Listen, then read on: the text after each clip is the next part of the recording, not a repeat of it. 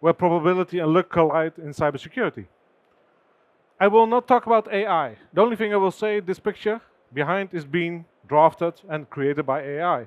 The rest of the show will not be about artificial intelligence. So if you want to know about artificial intelligence, sorry. What I normally call it, it's another distraction there.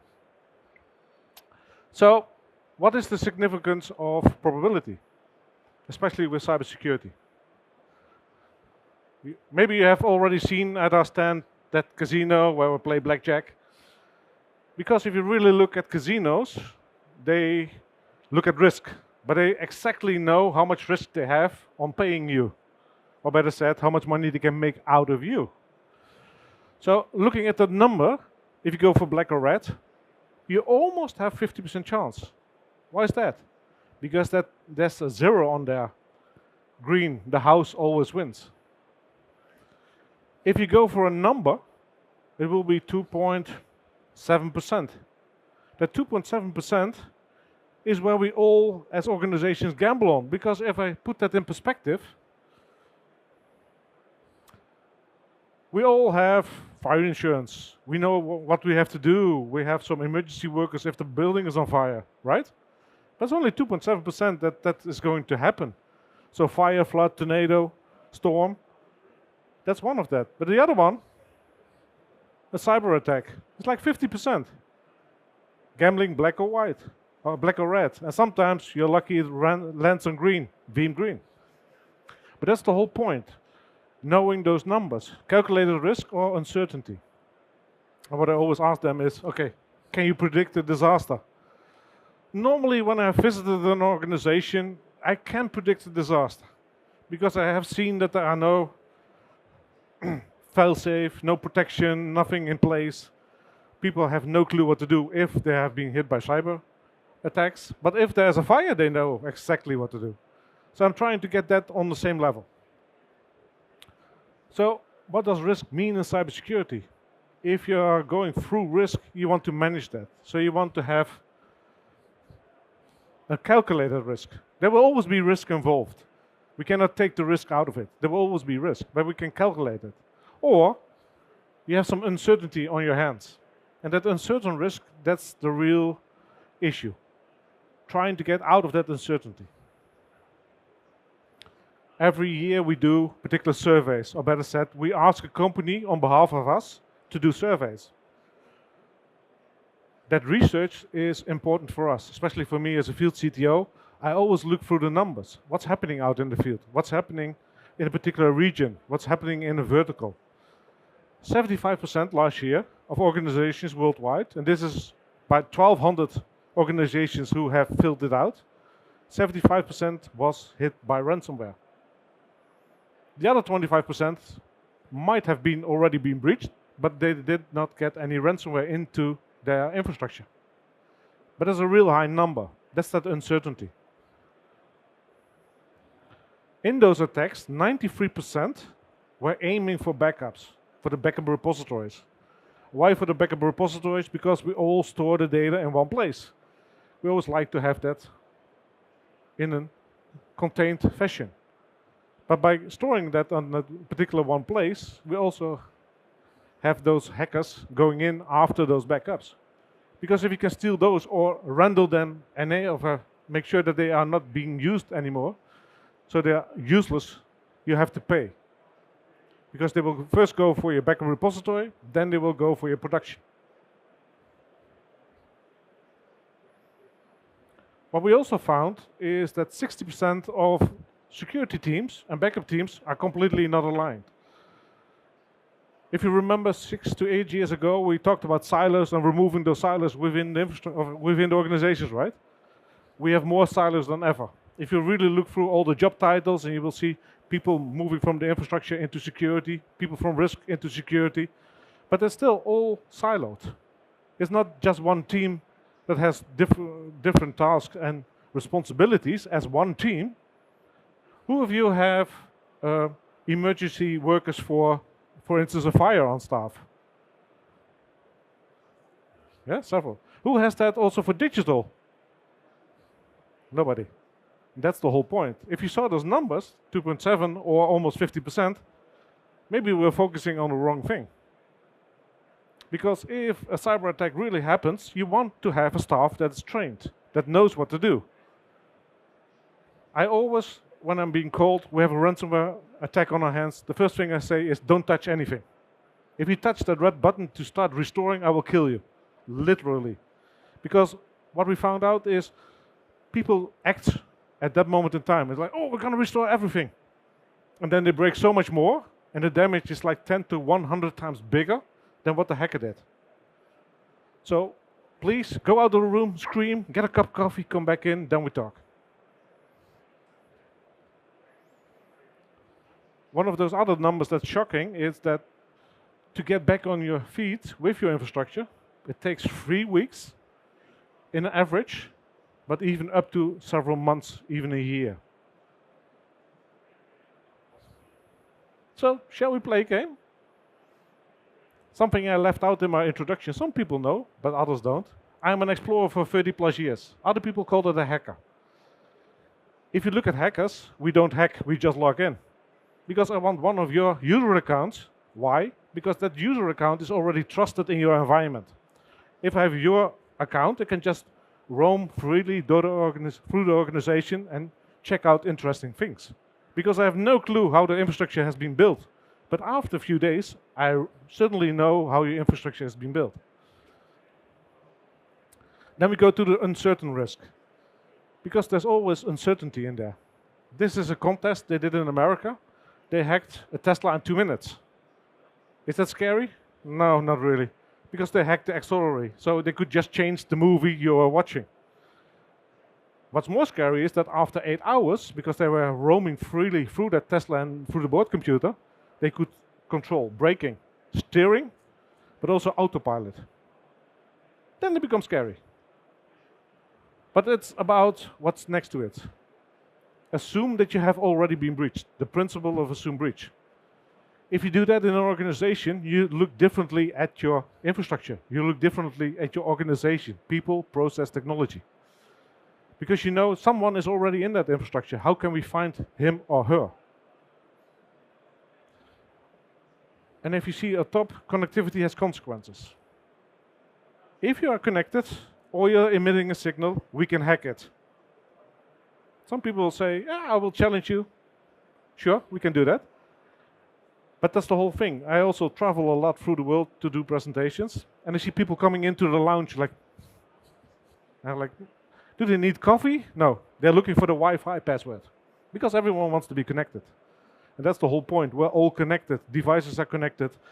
We also see like IT and OT even blending in. So all those conveyor belts where like the suitcases are going through are now being connected to the IT, and the IT is connected to the internet. And there we have some challenge. But some C-level will always challenge me, like, no, you say that's so easy. It can't be. We have never had a breach on our hands. And I see some lady or guy at the back like, oh crap. They already had 3 breaches, but C-level wasn't aware. These tools can just be downloaded. Please be aware, you could get extra features if you look in those tools. But some people will say, I'm not really a command line guy. Can you help me? Sure. There's even a menu. So within that menu, within 2 minutes you can hack. It's not that hard.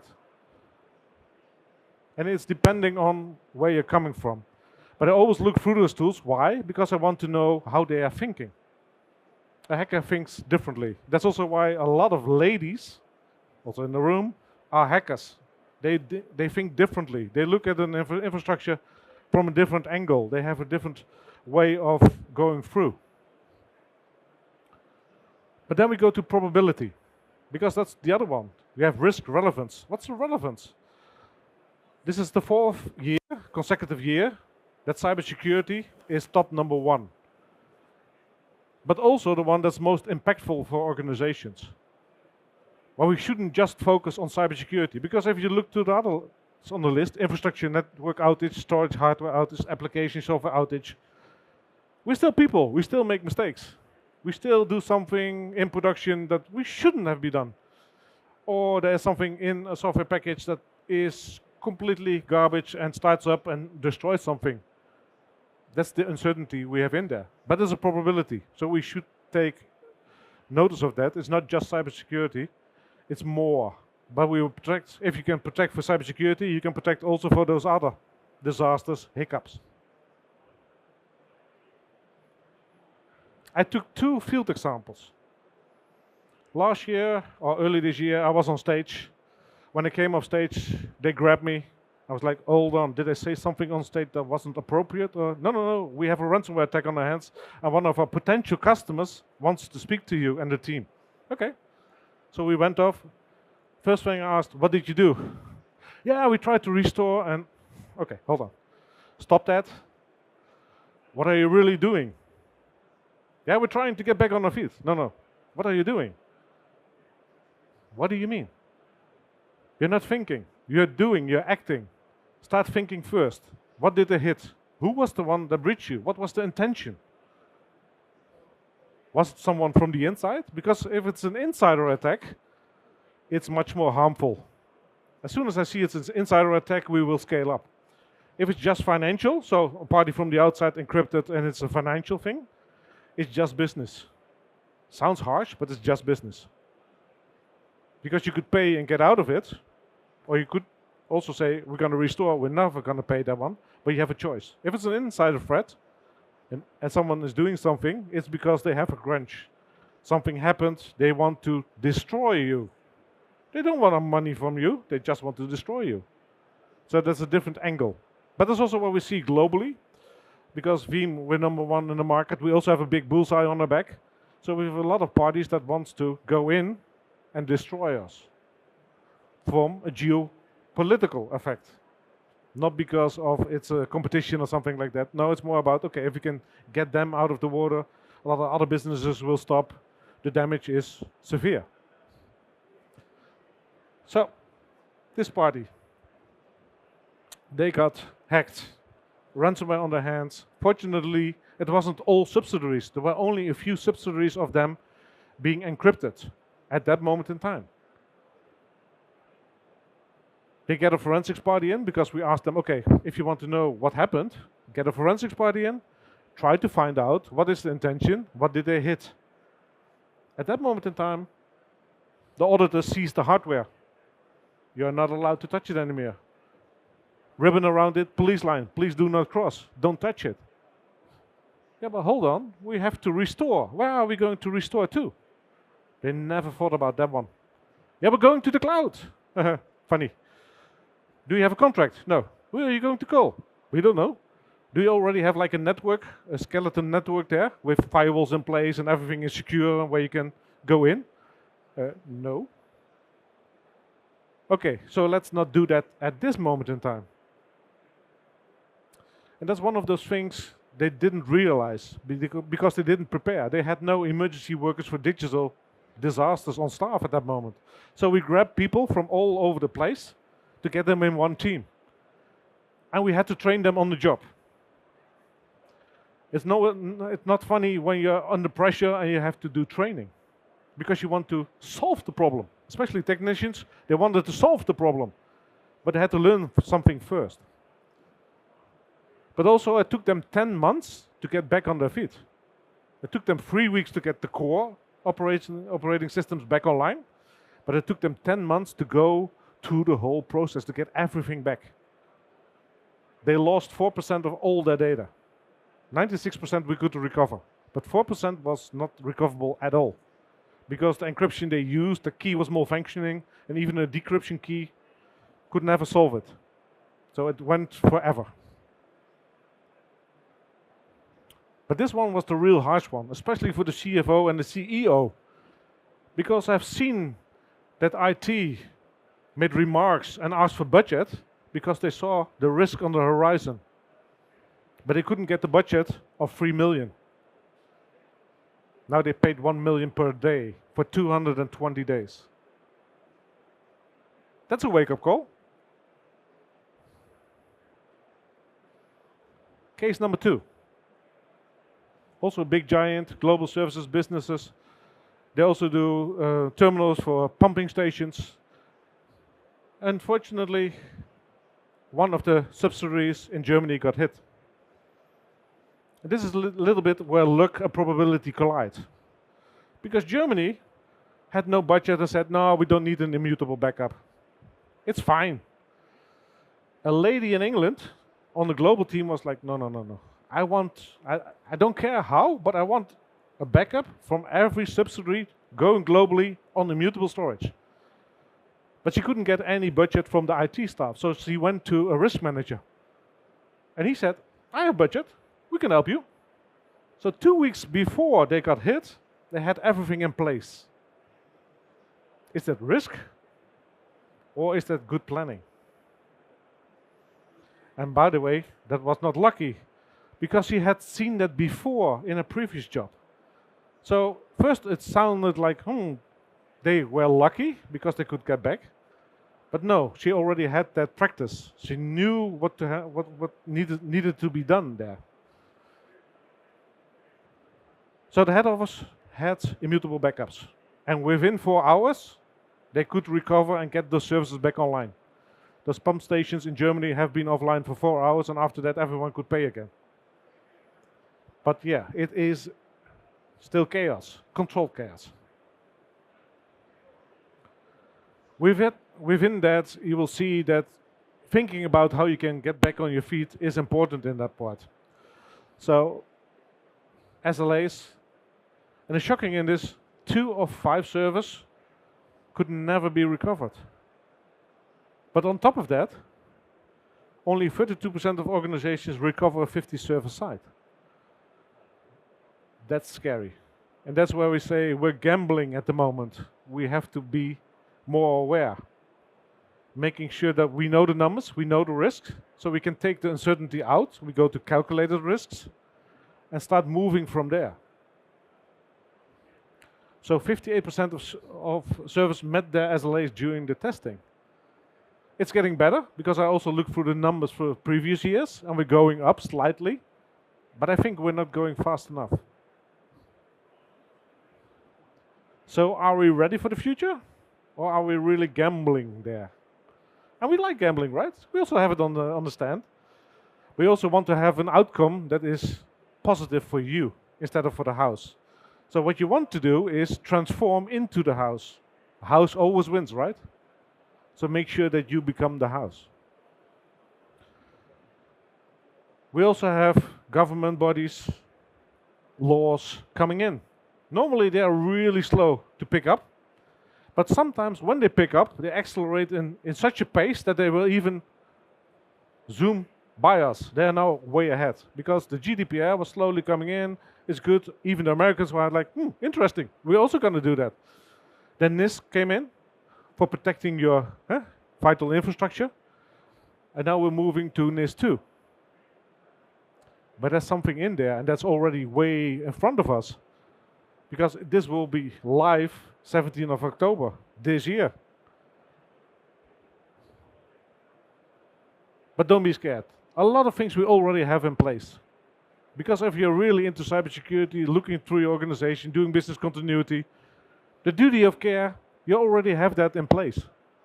Making sure that you have a backup, you test your backup, you have firewalls, you put from protection to recovery and the detection in the middle. You already most likely have that. If you don't, please look for us in the hallway. We have a conversation there. But most already have that. The new one is duty of report. And the duty of report is about, okay, we have a cyber breach on our hands. We have to report about it. And by reporting about it, there's something at that. If you don't report about it, people are becoming liable. C-level will become personally liable under NIST 2 if you're one of the critical or essential parties there. But most of us are, because we're all in the business of data. So we're all connected, so we all will see the outcome of that one. But because the law and the government is now in front of us with laws like, okay, hold on, liability, think about that first case. Or pay 3 million in the budget and get everything done and in working order, or pay 220 million afterwards.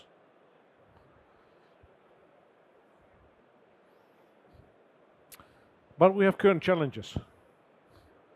The digital complexity, all those silos I was talking about, we still have them. And somehow we have to break them or connect them. Fast changes. And this is real. If I look only for Veeam, when I started 8 years ago, we had 3 products. 8 years down the road, we have 18 plus products. It's going in a real rapid pace. And you'll see that things change, especially with new emerging technologies. And that word I was not going to mention. If you look to quantum computing, that will accelerate that whole thing we're seeing at the moment on every event about artificial intelligence. Wait till quantum computing, then everything can be 3-dimensional and parallel at the same time. Then it becomes interesting. Budget. Budget is always, especially in IT, when I talk to IT staff, we don't have budget. Budget is an issue. But if you look at C-level, they have risk in their portfolio, especially with NIS2, they become liable for it. So most likely there will be a risk manager or a CISO that has budget. By connecting those dots, you will see that budget will also free up for IT to get the right technology in place. And it is a hybrid world. We have data moving all over the place, right? But one perception I want to take out of this is some risk manager or compliance managers will say, if we are compliant, we're secure. You can carry me away. Being compliant is a really good thing because you will walk through particular requirements, particular things, and you know, okay, hold on, we've thought about all those things. But it doesn't mean you're more secure. Also the other way around. We're completely secure, so we are compliant. No. So both have to be looked at. It's that combination, that balance between those two. So what is the strategy to balance that? To make sure that you have that risk and unpredictability in a good order. Data is at the core, right? We all use data if you don't have access to data, or through a connection, or locally, but mostly it's through a connection nowadays. We can't do our thing. We cannot travel, we cannot do our organizational business. Data became critical. But also, it's sprawling crazy. It's not just in a data center. It can be up in one cloud, up in another cloud. We have something in software as a service. It's all over the place now. We all have our phones. If you look at the apps and how many applications we have on a phone, how much data is coming through there, it's enormous. But also that helps us with a day-to-day business. But also it's growing. A few years ago, it was 18 months before it doubled. Now it's 12 months and it's even increasing or accelerating to 6 months that your data set will double. Try to manage that. That's a challenge for all of us. But to get a good strategy in there, think about people, process, technology. And please do that in that order. Because people work with processes. Processes need technology to help them accelerate things, automate things. If you do the other way around, and I've been at multiple cases where people said, I'm gonna buy that because that tool will help and solve us because we will be compliant. It won't work because the processes has to be aligned. And then people will say, no, I'm not gonna use that one. And they will switch to something else that will fit their needs at that moment in time. So think about the people first. Train people. That's also why I asked about emergency workers. If you have, and some organizations already have, a digital emergency workers on staff, they have been trained. They have been going through a ransomware attack. They know, okay, if that happens, who should talk to the press? Is that the lady that picks up the phone? Or should we just push it through to someone that is the spokesperson or crisis manager for that moment in time? And by making that from awareness to the training to exercise, we get a muscle memory working. And we have seen that people with like that kind of staff available, they will react 10 times faster, but also much more mature, and they will control their blast radius. So yes, it is an investment, but yes, you will get your money back there fast.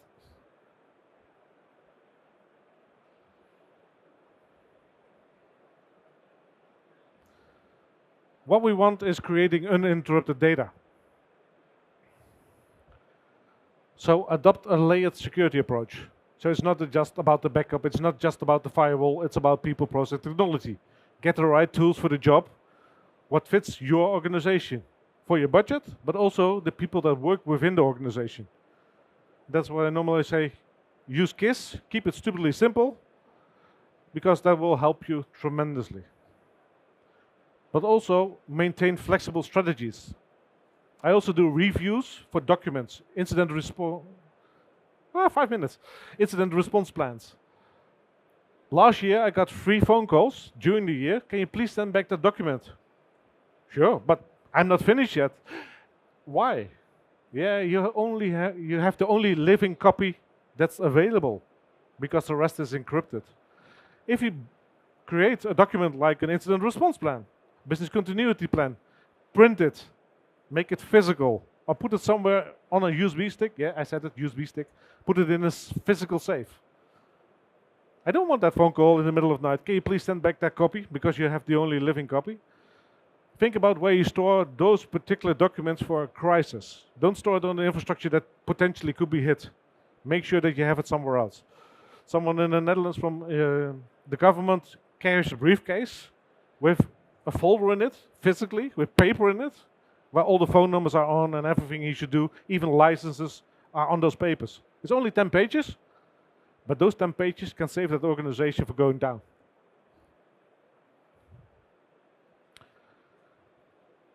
Think about how you implement those. People, process, technology. If you do that correctly, you are way ahead of other people. Look in the room, you saw the hands. By taking that into your organization, you can mature.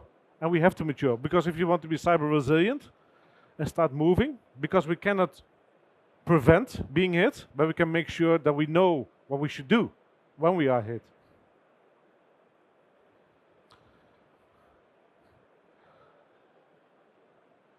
These researches I always use, and also more, but these are what we pay for. We get a lot of numbers out of that. And first you will say, it's just numbers, right? Yeah, but think about that calculated risk. You want to know, okay, hold on, what's happening in the field? What are other people experiencing? Could it hit us? What did they do to get out of that jam? And how can we make sure that we are not in those numbers on the red side, but on the green side? With that, I want to thank you for your attention. If you have any questions, I will be around here, but also on the stand later on. I also will be here tomorrow. Thank you very much. Have a nice day.